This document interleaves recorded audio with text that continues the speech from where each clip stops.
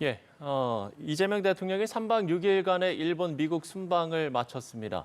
첫 릴레이 양자 외교 무대에서 첫 단추를 대체로 잘 꿰었다는 평가 속에 안보와 통상 현안 디테일을 채우는 일은 과제로 남았습니다. 한편 여야는 국가인권위원회 위원 선출 문제로 또다시 충돌했습니다.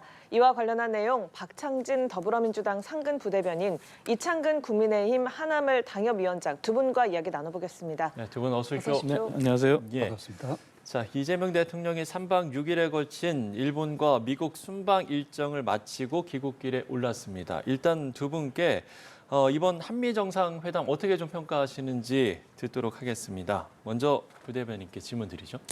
대체적으로 우려를 불식시키고 새로운 미래의 지평을 여는 그런 외교 순방이 아니었나라는 생각이 듭니다.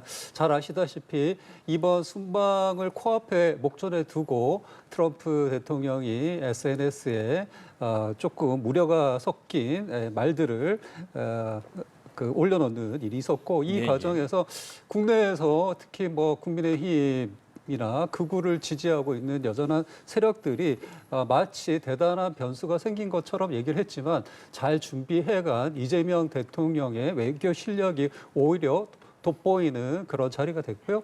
저희가 특히 이제 국민의힘이나 극우 쪽에서 우려의 논쟁거리로 제기했던 여러 사항들을 불식시키는 계기가 됐다라고 저는 생각합니다. 예를 들자면 한미 간의 어떤 동맹 관계가 견고하지 못한 게 아닌가, 혹은 진보 정권이 들어섰을 때 우려되는 바에 대해서 트럼프가 여전히 강경한 입장을 취하는 것이 아닌가, 혹은 우리 이재명 대통령을 두고 모욕적인 언사를 내뱉는 것은 아닌가라는 우려가 있었는데, 그것을 유연한 외교, 이재명 대통령이 얘기하신 대로 트럼프의 대화의 기술, 협상의 기술이라는 책을 열심히 숙독하셨다고 하셨던 것처럼 잘 준비해 나가서 트럼프의 성향을 잘 맞추면서 우리가 어떤 것을 당신에게 제공할 수 있고 우리는 어떤 자세를 취하고 있다는 것을 잘 보여줬던 것 같고요. 아울러 북한과의 관계에 있어서도 우리가 이번 순방에서 주제는 아니었지만 트럼프가 스스로 말할 수 있는 계기를 이끌어냄으로 인해서 남북 관계에 있어서의 지평도 다시 한번 확인할 수 있었고, 한반도의 평화와 이재명 정부가 갖고 있는 대북 관계에 관련된 전략들도 공조할 수 있다라는 그런 공감도 얻어냈던 것 같고요. 또 일부에서 특히 이제 국민의힘 측에서 계속해서 이재명 대통령의 지난 대선 기간 동안 나왔던 중국과 관련된 발언을 두고 쉐쉐라는 멸칭을 쓰면서, 물론 쉐쉐라는 말은 멸칭은 아니지만 멸칭의 의미로 희화하면서 대중국 관계로 인해서 대중국 견제를 기반으로 하고 있는 트럼프 정부와 각을 세울 수도 있을 것이다라고 했지만, 오히려 트럼프 대통령 입장에서는 함께 비행기를 타고 시진핑을 만나러 가자라는 얘기까지 할 정도로 우호적인 방향으로 이끌어냈다라는 면에서 주목해야 될 것 같고요. 마지막 행보였던 필리 조선소를 방문해서 마스가의 의미가 뭔지, 앞으로 한국과 미국이 경제 또 안보, 첨단 기술에 있어서 다각적인 미래의 방향성을 지향해 나가면서 공동의 성장을 이뤄 나갈 수 있다라는 미래 의제까지 선점한 것으로 볼 때 대체적으로 좋은 순방 외교였다, 저는 그렇게 평가합니다. 예, 긍정적으로 이야기를 해 주셨는데요. 첫 단추를 대체로 잘 깼습니다만 그 현안의 디테일을 채우는 일은 과제로 남았다, 이런 좀 평가도 나오고 있는 것 같고요. 그렇습니다. 우호적인 분위기 속에서 화기애애했던 그런 회담이다 하는 거에는 견해가 없습니다. 이견이 없고, 그것은 긍정적으로 평가할 수 있는데, 하지만 그간의 정상회담을 봤을 때 이번 정상회담은 비정상적인 프로토콜로 이루어졌다, 이렇게 평가를 할 수 있어요. 왜냐하면 보통 정상회담이라고 하면은, 저도 청와대 부속실에 근무를 했었지만 미리 의제가 정해진 다음에 정상들이 만나서 공동 선언문을 발표하든지 아니면 공동 기자회견 형태를 취하는 것이 일반적입니다. 하지만 이번 정상회담은 그런 게 전혀 없었어요. 그냥 모든 것이 미완의 가지로 남았던 거죠. 하지만 국민들이 사실은 바라고 있던 것은 지난번 관세 협상 타결한 그조차 이번에 공동 기자회견이든 합의문이든 분명하게 매듭을 짓기를 바랬는데 그것도 없었단 말이죠. 그렇다면 그것은 여전히 과제로 남아 있는 거거든요. 그럼 아직까지도 지난번 관세 협상이 이번 정상회담을 통해서 우호적인 분위기에서 화기애애하게 끝났지만 세밀한 디테일한 과제는 여전히 해결해야 될 숙제로 남아 있는 거죠. 그리고 이번 정상회담의 그 이면을 또 몇 가지 들여다봐야 되는데 문제는 중국입니다. 이번에 이재명 대통령이 정상회담을 하는 중에 중국에 특사를 보냈어요. 예, 그랬죠. 특사를 보내서 중국에서 원하는 하나의 중국의 원칙에 합의를 해줬어요. 하지만 이번 정상회담에서도 트럼프 대통령의 그러한 말, 워딩 속에서 중국과의 관계에 있어서 어떻게 생각하느냐 이러한 질문들이 몇 가지 있었습니다. 하지만 대통령실에서는 거기에 대한 분명한 답은 없었어요. 그 얘기는 하나의 중국에 가장 반대되는 입장에 있는 것이 미국입니다. 그것은 대만 문제죠. 그리고 대만에 있어서 경제나 안보적인 측면에서 중국이 위해를 가하거나 그렇게 침략을 한다면 미국이 군사적으로 나설 수 있다는 거거든요. 그래서 거기에 한국도 동맹에 참여할 거냐 말 거냐 하는 게 숙제였단 말이죠. 하지만 그러한 부분들이 정상회담에서는 좋게 나갔지만 중국의 하나의 중국을 지향하면서 오히려 트럼프 대통령과 해결해야 될 숙제가 남았다 이렇게 볼 수 있는 거죠. 그리고 마지막으로는 관세 협상에서 이미 우리가 3,500을 투자하기로 했습니다. 그리고 1,000억에 해당하는 그러한 에너지, LNG를 사기로 했죠. 하지만 트럼프 대통령이 개발이라는 표현을 썼어요. 그 얘기는 뭐냐? 일본과 합작을 해서 알래스카에 에너지를 개발해야 된다. 그런 얘기를 했기 때문에 단순히 수입을 하는 것으로 끝나는 게 아니라 개발하기 위해서는 또 다른 투자가 들어가야 되는 거거든요. 그리고 또 이번에 대거 기업 총수들이 가서 약 1,500억에 해당되는 그러한 또 대미 투자를 또 추가적으로 발표했습니다. 그리고 이것은 이재명 대통령과 민주당의 숙제로 저는 남는다고 생각하는데 그 얘기는 뭐냐? 노랑봉투법의 우려 속에서 통과됐지 않습니까? 조선만 하더라도 우리나라 3대 조선소에 하청업체가 작게는 1,400개에서 많게는 2,400개 가까이 됩니다. 그럼 노랑봉투법에 의하면 그러한 하청업체들하고 다 교섭을 해야 돼요. 하지만 왜 우리나라 기업들이 약속한 것 이상으로 이번에 가서 또다시 1,500억 투자를 발표했겠느냐. 이 얘기는 결국은 정부 여당의 숙제로 남을 수 있어요. 왜? 기업들은 노랑봉투법을 의식한다면 이번에 대미 투자를 통해서 미국에 오히려 남아있는 게 유리할 수도 있는 거거든요. 그래서 이러한 측면에서 여러 가지 숙제가 많이 남아있다. 그래서 정리를 하자면은 관세 협상의 후속적인 상황, 그리고 중국과 관련된 문제, 그리고 우리 기업들이 미국에 이렇게 공격적으로 투자하는 것이 과연 관세 협상을 풀기 위한 전략이 아니라 오히려 우리 기업들은 기업의 탈출 러시로 이어지는 거 아닌가 하는 그러한 우려 속에서 정부 여당은 후속적인 세밀한 과제를 잘 해결해야 될 겁니다. 네. 한편 국민의힘에서는 신임 지도부가 공식 출범했습니다. 이와 관련해 장동혁 대표의 발언, 그리고 민주당 정청래 대표의 발언까지 직접 듣고 오겠습니다. 우리가 과거의 옷을 벗고 미래로 나가야 할 시간입니다. 변화된, 하나된 국민의힘을 국민들께 보여드리겠습니다. 야당이 건강해야 여당도 건강하고 서로 선의 경쟁을 할 수 있을 텐데 대한민국에는 야당이 없고 극우 세력만 이렇게 득세하는 그런 상황입니다.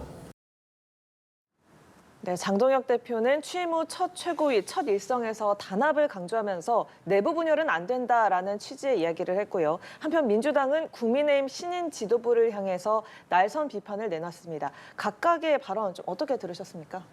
장동혁 신임 대표가 얘기한 과거를 벗고 미래로 나가야 된다는 말에서는 전적으로 동의합니다. 하지만 그 과거가 약간의 견해 차이는 있을 수 있어요. 다시 말해서 결국은 저의 개인적인 생각으로는 윤석열 전 대통령과 김건희의 강을 건너는 것이 과거를 단절하는 거거든요. 그리고 그 과거의 단절은 반성에서 시작이 돼야 됩니다. 예. 그게 되지 않는다면 여전히 정청래 대표가 얘기하는 것처럼 그러한 내란 정당 이러한 굴레에서 벗어날 수가 없겠죠. 그래서 그러한 빌미를 저는 제공할 필요도 없고 그래서 하루속히 단결해서 미래로 나아가야 된다. 저는 그렇게 생각을 하고요.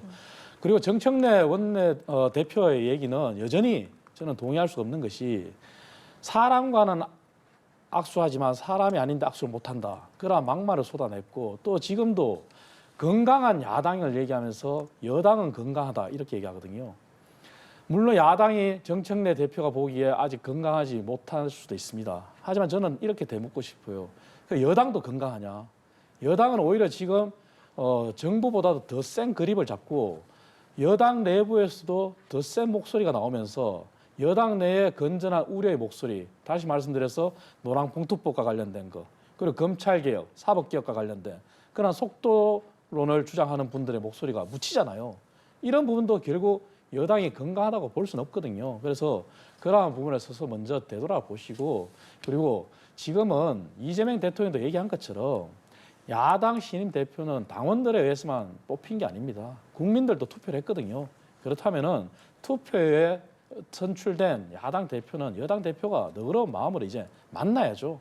근데 그것을 만나지 않고 계속 이렇게 간다면은 그 피해는 누가 보겠습니까? 그리고 민생을 책임져야 할 여당이 어떻게 단독으로 계속 간다면은 나머지 여당을 지지하지 않는 국민들의 마음도 어떻게 다 수용하겠습니까? 그래서 저는 정청래 대표께서 이제는 품위 있게 좀 너그럽게 그렇게 나가야 된다. 저는 그렇게 말씀드리고 싶습니다. 네, 정청래 대표가 SNS에 국민의힘 대표에게 묻는다라는 제목의 글을 올렸는데 이 글을 보면 윤석열에 대한 탄핵도 파면도 잘못이고 비상기업 내란은 잘된 거라고 주장하는가, 노사원 수첩에 찬성하는가 등등 총 5개의 질문이 담겨 있었습니다. 자, 이러한 여당 대표의 반응으로 좀 미뤄봤을 때 여야의 협치 앞으로도 좀 기대하기가 어려울 걸까요? 그 정청래 당대표 입장에서는 선제 조건이 필요한 것이 아닌가라는 의문점을 말씀하신 걸로 저는 생각이 듭니다.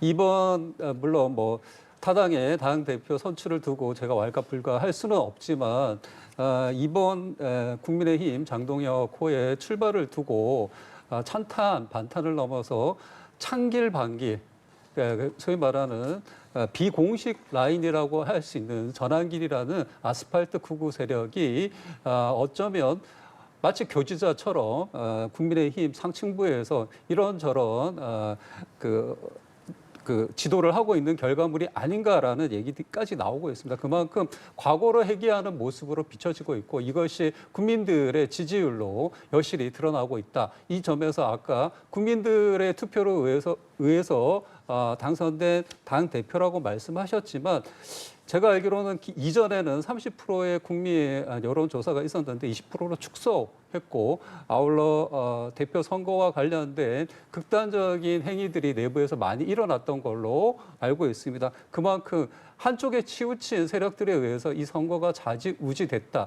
그 기저에는 윤석열을 아직도 외치고 있는 그 부정선거론을 아직도 외치고 있는 어쩌면 이전에 국민의힘에서 얘기했던 반국가 세력, 국가를 위태로운 상황으로 몰려고 했던 세력들이 여전히 득세하고 있고 다시 복귀하는 모습으로밖에 보이지 않기 때문에 이것과 관련된 우려를 표명하신 것이고요. 예. 물어보신 질문대로 여당이 그렇다면 절대적으로 단절만을 외치고 있는 것이냐? 그것은 아니다. 내부가 쇄신되고 새로운 모습으로 거듭나고 국민들이 원하는 공당의 모습을 보일 때 우리도 거기에 맞는 태도를 갖출 수 있다. 이런 답변으로 봐주시면 될 것 같습니다. 예, 오늘 이제 우상호 정무수석이 장동혁 국민의힘 대표에게 이재명 대통령이 초청을 했다, 만남을 제안했다 이 이야기를 했잖아요. 글쎄 만남이 좀 이뤄질 거라고 보세요?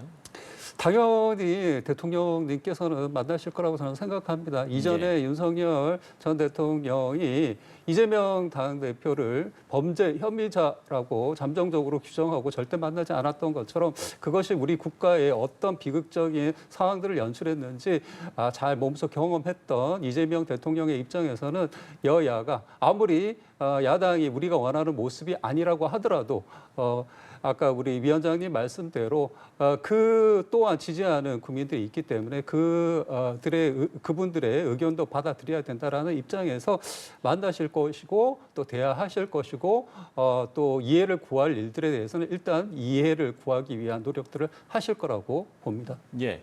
이재명 대통령이 초청을 했습니다만 장동혁 대표는 글쎄요 단순한 만남은 의미가 없다라고 이야기를 해서요. 어떻게 좀 보세요?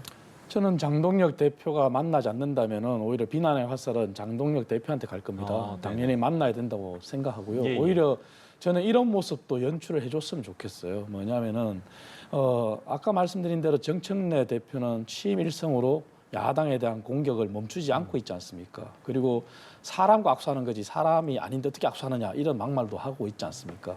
오히려 이재명 대통령이 여야 대표를 동시에 초청해서 그런 만남을 추선하는 것도 좋을 것 같아요. 예. 그랬을 때 정청래 대표가 응하지 않는다면 그것은 정청래 대표의 비난으로 가겠죠. 그래서 오히려 이재명 대표가 나를 지지하지 않는 50% 국민도 나의 국민이다 이런 얘기했고 협치를 강조했지 않습니까? 그렇다면 한꺼번에 불러서 이러한 경색된 국면을 대통령이 주재해서 푸는 것도 저는 방법이라고 생각해요. 그래서 한 발짝 더 나아갈 수 있는 그런 환경을 만들어주고 그리고 입법과 관련해서도 민주당이 더 큰 그립을 잡고 더 밀어붙이는 경향이 있잖아요.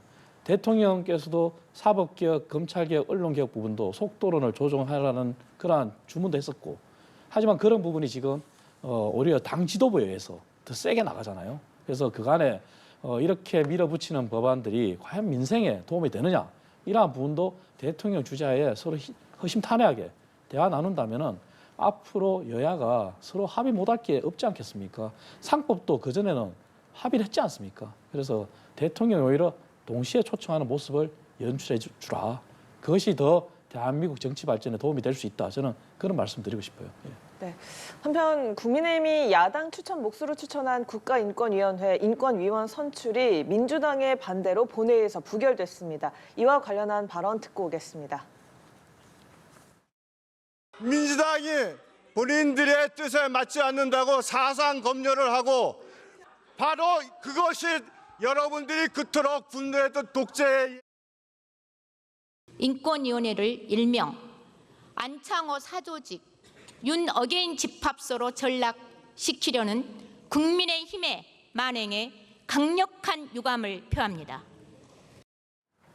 네, 민주당은 인권위원 후보들이 내란 세력, 반인권 인사라면서 향후에도 유사한 인물을 추천한다면 부결시킨다라고 언포를 놨고요. 국민의힘은 바로 이것이 독재다라고 반발하면서 본회의장에서 퇴장을 하고 국회 일정 보이콧을 선언했습니다. 또 이러한 여야의 충돌 어떻게 바라보고 계십니까? 국가인권이라는 것은 우리 모두의 인권의 최후의 보루 인 기관인 것입니다. 그래서 독립성을 저희가 보장하고 있는 것이고요. 잘 아시다시피 그 인권위가 차별과 배제를 함부로 내뱉는다. 또 그런 사상을 가진 것을 실현하는 사람들로 이루어져 있다라고 할 때 과연 우리의 그 누구의 인권이 보장되고 그 누구의 권리가 제대로 보존될 수 있는가라고 아마 국민들이 물으실 것 같습니다. 그런 측면에서 저희는 여당의 의견을 얘기한 것이 아니라 보통의 상식, 보편적인 국민들이 가지고 있는 인권의 수준에서 현재의 인물은 적당하지 않다, 타당하지 않다라고 말씀드린 것이고요. 예. 잘 아시다시피 이상현 교수 같은 경우에는 차별과 혐오가 일상화된 언어를 계속해서 내뱉어 왔고 거기와 관련된 행위들을 이루어 왔던 분이시고 우인식 변호사 같은 경우에는 여전히 윤석열 수호를 외치고 있는 소위 말한 불법 개혁 또 친위 구테타를 정당화하고 있는 분입니다. 이런 분이 가령 예를 들자면 지금 그 우인식 변호사가 외치고 있는 이런 발언들은 결국 우리 국민 모두가 한 독재자에 의해서 인권이 침탈당하거나 자신의 권리가 침해당해도 당연하다. 윤석열이란 인물을 보호하기 위해서라고 외치는 것과 마찬가지입니다. 이런 사람들이 어떻게 국가 인권위를 이끌어갈 그런 인물들이 되겠습니까? 아울러 안창호 인권위가 출발하고 나서 우리나라를 평가하는 국제 인권 지수라는 것이 계속해서 하락하고 있습니다. 이것이 쇄신돼야 되고 반드시 바뀌어야 될 과제라고 저희는 생각하기 때문에 국민들을 위한 국민들 인권 보호의 최후의 보루인 인권위를 제대로 쇄신하고 바꿔가자라는 의지를 표명한 것이다. 이렇게 말씀드리겠습니다. 네, 그동안은 좀 관행적으로 처리됐던 인사안에 제동이 걸리면서 여야 충돌이 빚어진 상황인데 말씀하신 내용에 대해서 어떤 생각 가지고 계세요? 생각이야 다 다를 수가 있죠. 견해가 다를 수 있는데 그러한 생각과 견해를 서로 존중하는 게 사실은 정치가 해야 될 일이거든요. 그렇다면 그간에 국회에서 왜 관행이라 하더라도 여야가 몫을 분리해서 인권위원을 추천했겠습니까? 인권위원은 총 11명으로 구성됩니다. 위원장 포함해서. 예. 대통령 몫이 4인이고 대법관 몫이 3인이에요. 그리고 국회 몫이 4인인데 국회 몫 4인을 2인, 2인씩 나눈 겁니다. 그런 게 왜 그렇게 했느냐. 그 의견을 존중받아야 되거든요. 그렇다면 민주당의 시각대로만 보고 야당의 시각을 존중하지 않는다면 민주당이 다 임명하면 되죠. 왜 야당의 시각을 바라보는 야당의 시각에서 바라보는 그러한 인사를 야당이 왜 추천하겠습니까? 그것은 저는 존중돼야 된다고 생각합니다. 그래서 민주당이 지금 1인 독재처럼 다수당의 논리, 다수당의 폭거를 이러한 데까지 해서는 안 된다고 저는 생각해요. 예. 그래서 인권위원이 민주당의 잣대로는 마음에 안 들 수는 있지만 그렇다고 해서 국회의 그러한 배분 방식의 그러한 민주주의 원리인 그러한 것도 무시하고 자기들의 입맛에 맞는 사람만 추천하라 하는 것은 맞지 않는 거죠. 그래서 다시 한번 민주당한테 저는 요청드리는 것이 과거 민주당의 사례도 되돌아봐라.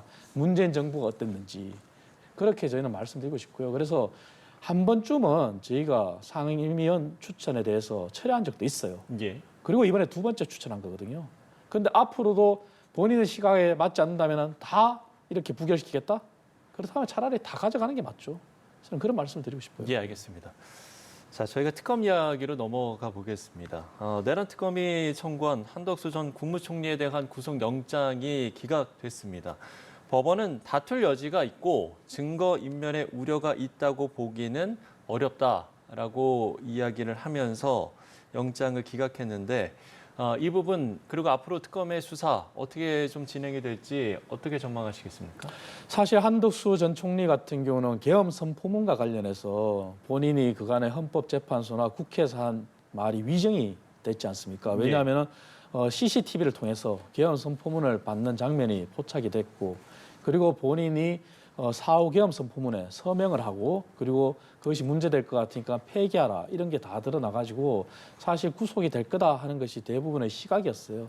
하지만 법원은 증거 인멸의 이유가 없다는 이유로 구속영장을 기각했지만 그렇다고 해서 그 행위가 정당화되고 법원에 판단했을 때 무죄다 이런 건 치지는 않습니다. 법원에서 다투어서 유무죄의 여부를 가려야 되겠죠. 네네. 다만 법원의 시각은 분명한 CCTV나 이런 게 정언이나 있기 때문에 그것을 한덕수 전 총리가 다른 이상민 전 장관처럼 인멸할 소지는 없다 이렇게 판단한 거겠죠. 그래서 저는 앞으로 특검이 넘어야 될 산이 결국 특검에 있어서의 절차적 하자, 절차적 부당성 그런 부분이지 않겠습니까? 그런 부분은 한덕수 총리가 과연 그럼 어디까지 개입했는지 부분이고 이미 윤석열 전 대통령의 현재 판결로 인해서 절차적 정당성은 부결이 됐지 않습니까? 예. 그런 상황에서 한덕수 전 총리 부분에 대해서 인신 구속이 없는 상태에서 특검이 이제 앞으로 더 수사를 해야 될 텐데 다시 한번 구속영장을 청구를 할지 아니면 그냥 이 상태에서 재판에 넘길지는 지켜봐야 되겠지만 중요한 것은 그건 같습니다. 이제 어느 정도 특검에서도 이제 막바지 향해 가고 있고 나름 모든 부분은 다 이미 드러났어요. 절차적 정당성 부분 그리고 또 외란까지 하는 그런 부분. 그래서 아직 미진한 부분이 이제 외란 부분인데 앞으로 특검에서는 좀 지켜봐야 되겠지만 저는 개인적으로는 뭐 불구속 상태에서 그냥 재판에 넘기지 않을까 저는 그렇게 전망해 봅니다. 네. 어찌됐든 이 구속영장이 기각이 되면서 특검의 수사에는 글쎄 좀 영향을 받을 것으로 보이거든요. 네, 어떻게 좀 전망을 하시는지 짧게 부탁드리겠습니다. 네, 한덕수 전 총리가 이렇게 구속영장이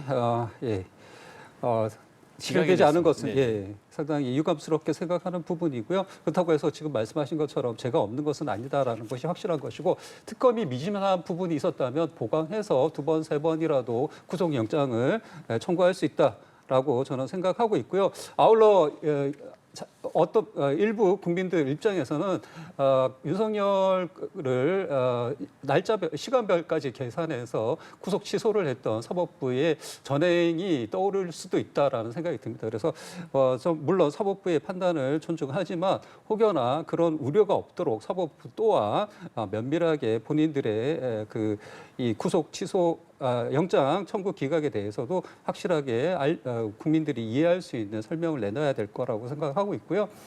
내란이 종식되지 않았다라고 생각하고 있는 국민도 많고 저희 더불어민주당은 그런 측면에서 여러모로 면밀하게 특검의 활동을 지원하고 도울 수 있도록 하겠습니다.